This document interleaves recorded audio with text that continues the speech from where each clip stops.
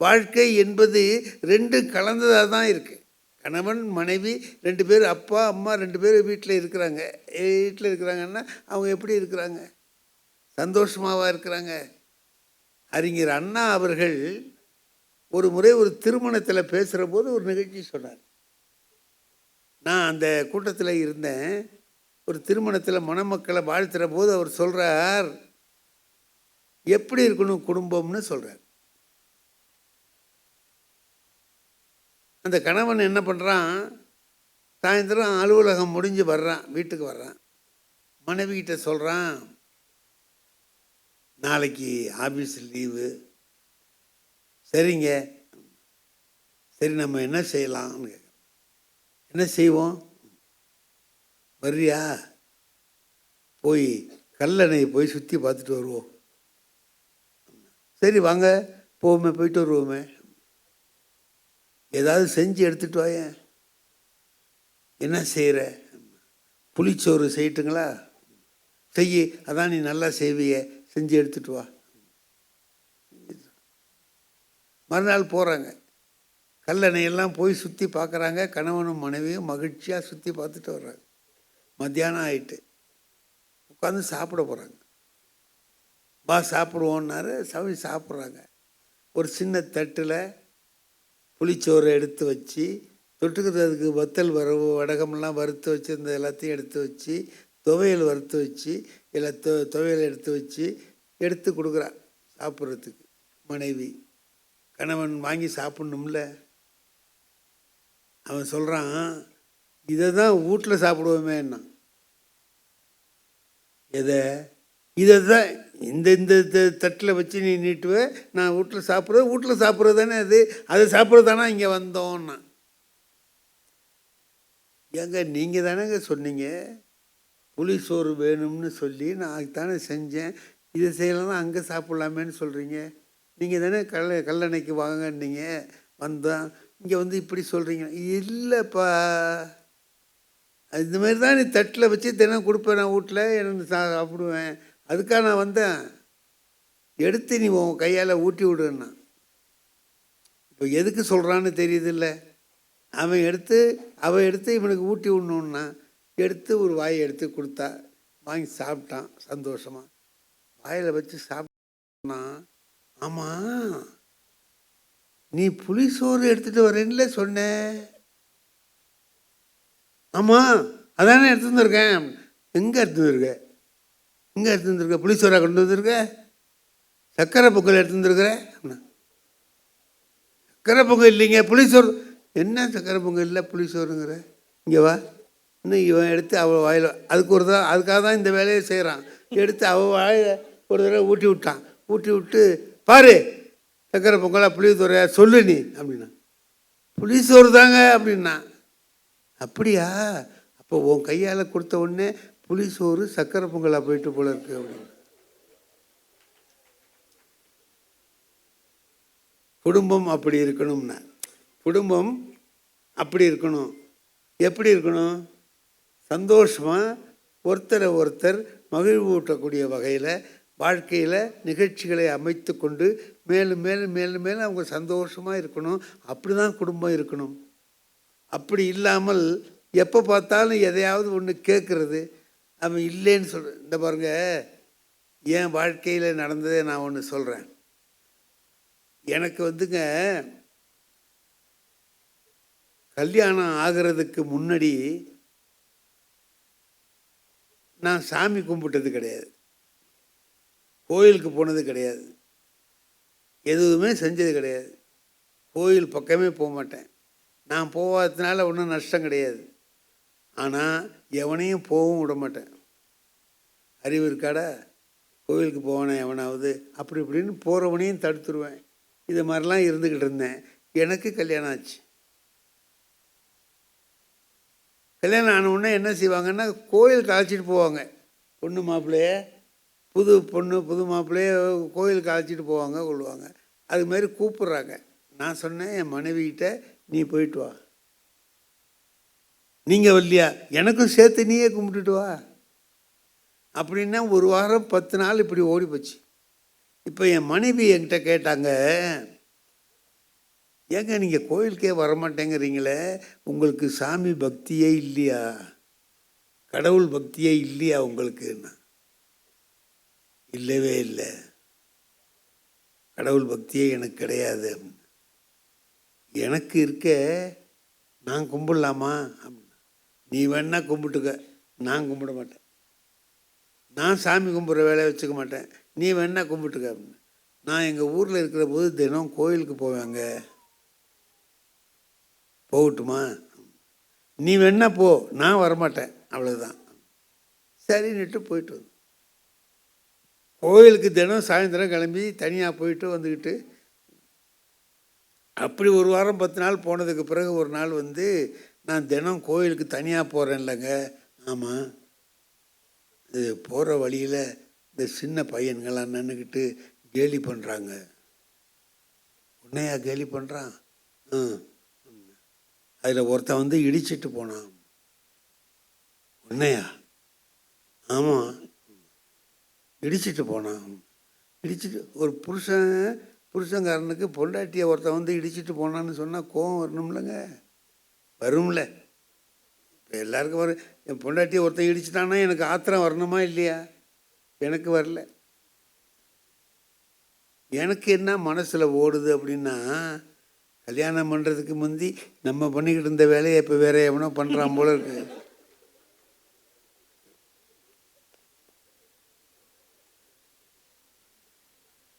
Thiruvalluvar correct தான் சொல்லியிருக்கிறார், சரியாக சொல்லியிருக்கிறார். பிறருக்கு இன்னா முற்பகல் செய்யின், தமக்கு இன்னா பிற்பகல் தாமே வரும்.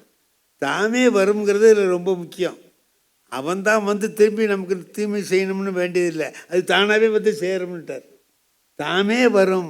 நமக்கு அந்த மாதிரி வந்திருக்கு. பொண்டாட்டிக்கிட்ட சொல்ல முடியுமா இதை? சும்மா வாசி நான் ஒரு வேஷம் போட்டேன், எவன் அவன் உன்னை இடித்தவன் அவனை சொல்லு, நான் ஆய் போய் அப்படி இப்படின்னு சத்தம் போட்டேன். இதுக்கு ஏங்க கத்துறீங்க? என் முன்னாடி அறிவாளி, இதுக்கு ஏன் கத்துறீங்க? நீங்கள் என் கூட வந்திருந்தா இதெல்லாம் நடக்குமா அப்படின்னு. நான் தான் கோயிலுக்கு வரமாட்டேன்னு சொல்லியிருக்கேனே அப்படின்னு. உங்களை கோயிலுக்கே கூப்பிடலையா? அப்புறம் கோயில் வாசல் வரைக்கும் வாங்க, நீங்கள் வாங்க, கோயில் வாசல் வரைக்கும் வாங்க, நான் உள்ளே போகிறேன், போயிட்டு சாமி கும்பிட்டு வரேன், அப்புறம் 2 பேரும் சேர்ந்து வருவோம். எனக்கு என்னமோ அது ஒரு நல்ல யோசனை மாதிரி தெரிஞ்சுது. சரி வா அப்படின்னு போயிட்டோம். 2 பேரும் போனோம். போனவுடனே கோயில் வாசலுக்கு போனவுடனே, நீங்கள் இதுக்கு மேலே வர வேண்டாம், இதோட உங்கள் எல்லாம் சரியாக வச்சு நான் போய் சாமி கும்பிட்டு வரேன், நீங்கள் இங்கேயே நில்லுங்க அப்படின்னு சொல்லிட்டு செருப்பை கழட்டி என்கிட்ட போட்டுட்டு போனேன். நான் சொன்னேன், இந்த பாரு, ஒரு செருப்பை இங்கே போட்டு போனால் இப்போ நான் பார்த்துக்கணுமா இதை அப்படின்னு? ஒரு செருப்பை நான் பார்த்துக்கிட்டு இங்கே நிற்கணுமா அப்படின்னு? உங்களை பார்த்துக்க சொல்லலிக்கல. அப்புறம் அது பாட்டுக்கு அங்கே இருக்கட்டும், நீங்கள் பாட்டுக்கு இங்கே இருங்க. என்ன இது? அது பாட்டுக்கு அங்கே இருக்கட்டும், நீங்கள் பாட்டுக்கு இங்கே இருங்கன்னா, அப்போ எவனாவது செருப்பை தூக்கிட்டு போனான்னா நம்ம பேசாமல் இருக்க முடியுமா? பார்த்துக்கிறதுனா வேறு என்ன? இதானே பார்த்துக்கிறது. சரி சரி நிப்பா அப்படின்னு. அப்போ எதுக்கு சொல்கிறான்னு எனக்கு தெரிஞ்சு போச்சு. என் மனைவி, நீங்கள் பாட்டுக்கு இங்கே இருங்க, அது பாட்டுக்கு அங்கே இருக்கட்டும்னா அதுவும் உள்ளே வராது, நீயும் வரமாட்ட, 2 பேரும் சேர்ந்து நில்லுங்க. அதுக்கு அர்த்தம் அதானுங்களே, அதுக்கு அர்த்தம் அதானே, நில்லுங்க அப்படின்ட்டு. சரி நீ போயிட்டு வா அப்படின்னேன். போயிட்டு கோயிலுக்குள்ளே என் மனைவி போயிட்டாங்க. போனவுடனே 2 பேர் வந்தான் அங்கேருந்து. கேட்குறாங்க என்கிட்ட, செருப்புக்கெல்லாம் ஜோடிக்கு எவ்வளவு வாங்குறீங்கன்னா? ஏண்டா என்னை பார்த்தா செருப்பு பார்த்துக்கிற ஆள் மாரி தெரியுதா உனக்கு? அதான் பார்த்துட்டு இருக்கிய ஐயா, போயா. நானே ஆத்திரத்தோடு நின்றுருக்கேன், நீ வந்து ஆத்திரத்தை போயா அப்படின்னு. போகும்போது அவனு 2 பேரும் பேசிக்கிட்டு போகிறான், பொம்பளை செருப்புனா பார்த்துக்குவார் போல இருக்கு அப்படிங்கிற.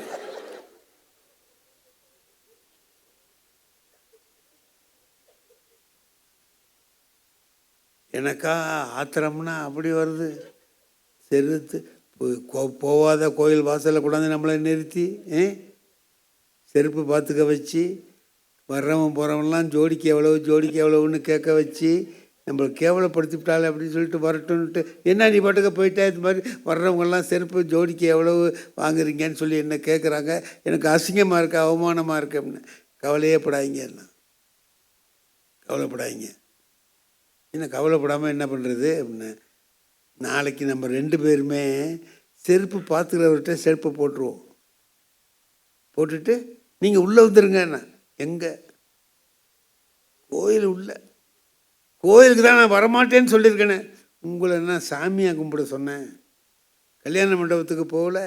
ஆமாம், அதுமாதிரி நினச்சிட்டு வாங்கலாம் உள்ள. நான் பார்த்தேன், செருப்பு பார்த்துக்கிறத விட இது தேவலாண்டாப்பா அப்படின்ட்டு சரின்னு மறுநாள் செருப்பு பார்த்துக்கிறவர்கிட்ட செருப்பு போட்டுட்டு 2 பேரும் உள்ளே போயிட்டோம். போனால் அன்றைக்கி தான் நான் பூஜை எப்படி நடக்கும்னு பார்க்குறேன். கோயிலில் எல்லாம் நடந்து கடைசியில் கொண்டாந்து கற்பூரம் காட்டுறார் குருக்கள். என் மனைவி என்னை இடித்து எல்லாரும் என்ன செய்கிறாங்கன்னு பாருங்கன்னு. பார்த்தா எல்லோரும் கும்பிட்டுக்கிட்டு இருக்காங்க, கும்பிட்றாங்கன்னு. நீங்கள் சும்மா நிற்கிறீங்க. எனக்கு பழக்கம் இல்லையே. பழக்கம் இல்லைன்னா நான் சும்மா நிற்கிறேன், கையை தொங்க போட்டு நிற்கிறேன். எல்லோரும் கும்பிட்றாங்க, நீங்கள் சும்மா நிற்க. அவங்களுக்கெல்லாம் பக்தி இருக்க கும்பிட்றாங்க, எனக்கு அது இல்லை. என்ன ஏன் கும்பிட சொல்கிறேன்? இருந்தால் என்ன, இல்லைன்னா என்ன, சும்மா கும்பிடுங்க. இருந்தால் என்ன, இல்லைன்னா என்ன, சும்மா கும்பிடுங்க அப்படின்னா. அது எப்படி சும்மா கும்பிட்றதுன்னு? அட ஏங்க நீங்கள் வேறு. இந்த ஜனகண மன இருக்குல்ல, தேசிய கீதம். ஆமாம், அதை யாருங்க பாடணும்? தேச பக்தி உள்ளவன் தானே பாடணும். தேச விரோதியும் சேர்ந்துக்கிட்டு பாடுறானா இல்லையா? 4 தேச விரோதி நிற்கிறான், அவன் சும்மா இருக்கான், எல்லாரும் சேர்ந்துக்கிட்டு அவனும் பாடுறான். அதை மாதிரி சும்மா நீங்கள் கும்பிடுங்களேன் அப்படின்னு. எனக்கு அது சொன்ன உதாரணம் ரொம்ப சரியான உதாரணமாக இருந்துச்சு. ஏன்னா நான் எங்கள் வகுப்பில் பள்ளிக்கூடத்தில் காலையில் ப்ரேயர் நடக்கும்போது எல்லாரையும் பிள்ளைங்களை எல்லாத்தையும் கொண்டாந்து வரிசையாக நிறுத்திடுவோம். பள்ளிக்கூடத்து பிள்ளைங்க எல்லாம் ஒன்றா வந்து கிரவுண்டில் நிற்பாங்க. அந்த கடவுள் வாழ்த்து செய்தி சொல்ல வேண்டியது, ஹெட் மாஸ்டர் எல்லாம் பேச வேண்டியது எல்லாம் பேசிவிட்டு கடைசியில் ஜனகணமன பாடுவாங்க, தேசிய கீதம் பாடுவாங்க. பாடி முடித்த உடனே கிளாஸுக்கு எல்லாம் வரிசையாக போவாங்க. இதானே உங்கள் பள்ளிக்கூடத்துலலாம் நடக்குது? அப்படி தான் நடக்கும், அப்படி தான் நடக்கும்னு நினைக்கிறேன். அந்த மாதிரி தான் நடக்கும். நான் நிற்கிறேன், ஒரு நாள் நின்றுக்கிட்டு இருக்கேன். 12ஆம் வகுப்பு படிக்கிறவங்க, 12th ஸ்டாண்டர்ட் படிக்கிற பிள்ளைங்க வரிசையாக நிற்கிறாங்க. நான் அங்கே நின்றுட்டு பார்த்துட்ருக்கேன் அந்த பிள்ளைங்களை. அதில் ஒருத்தன் ஜனகணமன பாடும்போது அவனுக்கு பாடவே தெரியலங்க, பாட்டே தெரியல, ஆனால் பாடுறான். எப்படா பாடுறான்னு பார்த்தா கண்ண கண்ண கண்ண கண்ண கண்ண கன கணன்னே பாட்டு பூரா பாடுறான். ஜனகண மன அதிநாய அதெல்லாம் சொல்ல மாட்டேங்கிறான். கண்ண கண்ண கண கண கண அதுக்கு தகுந்த மாதிரி ஏற்றி இறக்கி போகிறான். கண்ண கண்ண கண்ண கண்ண கண்ண கண்ண கண்ண பாரு. கடைசியில் ஜெயஹே ஜெயஹேன்னு வரும்போது ஹேங்கிறான்.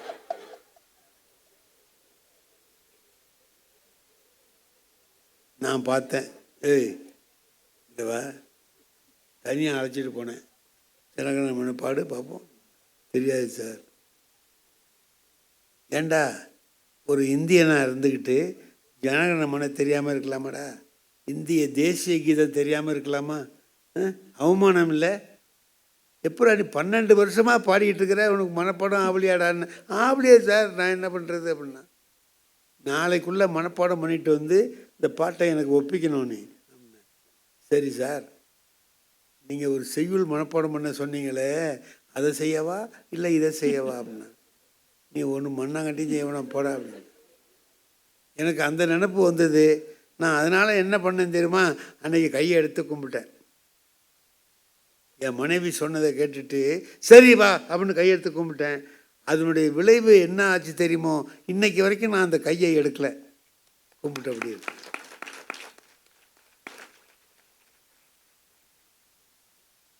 அதனால நான் அடைந்த லாபம் என்ன தெரியுமா, சாமி கும்பிட்டதே இல்லை, என்னமோ பெரிய பக்திமான ஆயிட்டேன் அதெல்லாம் இல்லை, அதெல்லாம் ஒன்றும் கிடையாது. அதுக்கு பிறகுதான் நான் பக்தி இலக்கியங்களை படிக்க ஆரம்பிக்கிறேன். அதுக்கு பிறகு தான் தேவாரம் படித்தேன், திருவாசகம் படித்தேன். இப்போது தேவார திருவாசகங்களில் எப்படிப்பட்ட தமிழ் இருக்குது, அந்த தமிழை படிக்கிற வாய்ப்பு இது வரைக்கும் இல்லாமல் இருந்தது அப்படின்னு தமிழை ஆர்வமாக படிக்கிறதுக்கு ஒரு வாய்ப்பு எனக்கு கிடைச்சிது. அதுக்கு காரணம் என் மனைவி.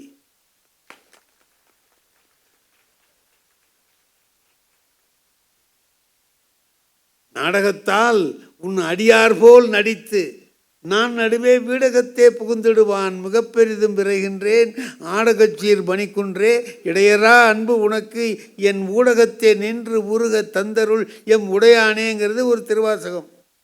மாணிக்க வாசகர் பாடுறார். அதில் என்ன சொல்கிறாருன்னா, எப்பா நான் உங்ககிட்ட கடவுள் பக்தி உள்ளவன் மாதிரி சும்மா கும்பிட்டு வேஷம் போட்டுட்ருக்கேன்டாங்கிறார். நாடகத்தால் உன் அடியார் போல் நடித்து, உன் அடியார் மாதிரி நடிக்கிறேன்னா இந்த நடிப்பை உண்மையான அன்பா மாற்றுப்பா அப்படின்னு கேட்டுக்கிறார். அவர் கேட்டார், நான் கேட்கல, அது உண்மையான அன்பாகவே மாறிடுச்சு. இறைவன் தானாகவே எனக்கு அருள் செய்தார். வாழ்க்கையில் கணவன் மனைவி 2 பேரும் சேர்ந்து வாழுகிற வாழ்க்கையில் இன்பமும் உண்டு துன்பமும் உண்டுன்னு நான் சொன்னேன் இல்லையா? இது எவ்வளவு பெரிய இன்பம்! என்னுடைய பாதையை அப்படியே மாற்றி கொண்டு வந்து மடை மாற்றி ஒரு சரியான வழியில் திருப்பி விடுவதுங்கிறது இருக்க, அது எனக்கு கிடைச்ச ஒரு பெரிய பெருமை இல்லையா? இது யாரால் கிடைச்சது? மனைவியால் கிடைச்சது. டெல்லியில் தமிழ் சங்கத்தில் பேச போயிருக்கேன். நான் இந்த மாதிரி இன்னும் 2 பேர் எல்லாம் உட்காந்து மேடையில் உட்காந்துருக்குறோம். எதுக்கு அவங்கள மாரி உட்காந்துருக்காங்க எல்லோரும். இப்போது ஒருத்தர் வர்றார், யாரோ ஒருத்தர் வர்றார். அத்தனை பேரும் எழுந்துச்சு நிற்கிறாங்க. அவரை கண்ட உடனே அத்தனை பேரும் எழுந்துச்சு நிற்கிறாங்க. எல்லாரும் நிற்கிற போது நான் மட்டும் உட்காந்துருக்க முடியுமா? நானும் எழுந்துச்சு நின்றுட்டேன். கிடுக்கிடுன்னு அவர் மேடையில் ஏறி இங்கேருந்து வந்தார். வந்தவர் என்ன பண்ணார், டக்குன்னு என் காலை தொட்டு கும்பிட்றார். யார் வந்தவர்? எனக்கு பயமாக போச்சு. என்னடா இது, அவரை எல்லாரும் மரியாதை பண்ணுறாங்க, அவர் எனக்கு மரியாதை பண்ணுறாரு, என்னன்னு? யார் நீங்கள்? என்ன சார் இருந்தது காலை தொட்டு கும்பிட்றீங்களே அப்படின்னு. ஏன் சார், நான் உங்கள்கிட்ட தானே சார் படித்தேன்னார். என்கிட்ட படிச்சிங்களா? எப்போ படிச்சிங்க? எனக்கு மாங்குடி சார், ராமமூர்த்தின்னு பேர். இங்கே நான் இங்கே சென்ட்ரல் கவர்மெண்ட்டில் செக்ரட்டரியாக இருக்கேங்கிறார். செக்ரட்டரியாக இருக்கேங்கிறார். அவர் பெரிய மனுஷங்கிறதுனால எல்லாரும் மரியாதை செலுத்துகிறாங்க. அவர் என்கிட்ட சொல்கிறார். இப்போ எனக்கு என் மனசு எப்படி இருக்கும்? நான் ஒரு செக்ரட்டரியை நான் உருவாக்கிட்டேன். நான் ஒன்றும் உருவாக்கலை, அவர் தான் உருவாகிட்டார். அவரே உருவானது தான். ஆகையினால என்னுடைய வாழ்க்கையில் நினச்சி பார்த்தோம்னா கூட எப்படி இருக்குன்னு கேட்டிங்கன்னா, பெரிய சாதனை செஞ்சது மாதிரியும் இருக்குது, ஒன்றுமே செய்யாதது மாதிரியும் இருக்குது.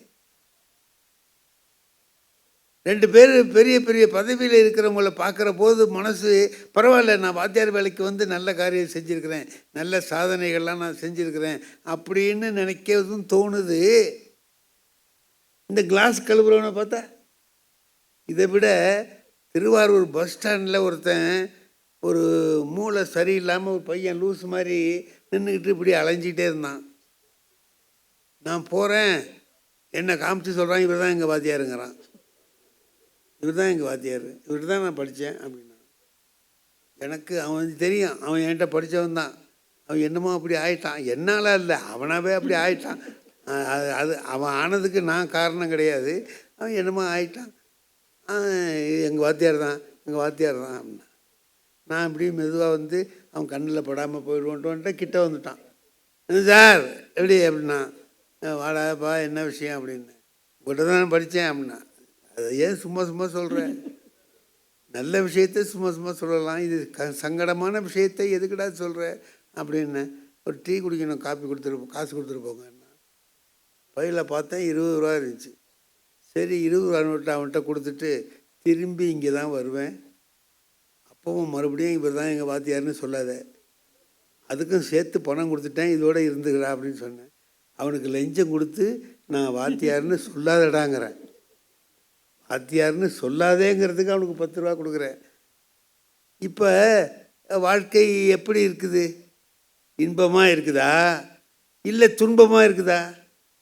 இன்பமும் இருக்குது, துன்பமும் இருக்குது. இப்போ நம்ம என்ன வாழ்க்கையே இருக்குல்ல. இப்போ நம்ம குடும்பம் நடக்குதுங்க, குடும்பத்தில் இருக்குது, கணவன் மனைவி வாழ்க்கை இருக்குது, எல்லாரும் சந்தோஷமாகவும் இருக்காங்க. சில பேர் கஷ்டப்படுறாங்க, சில பேர் துன்பப்படுறாங்க, சில பேர் சந்தோஷமாகவும் இருக்காங்க. ஒருத்தரே இன்னைக்கு சந்தோஷமாக இருக்கிறாரு, நாளைக்கு கஷ்டப்படுறாரு.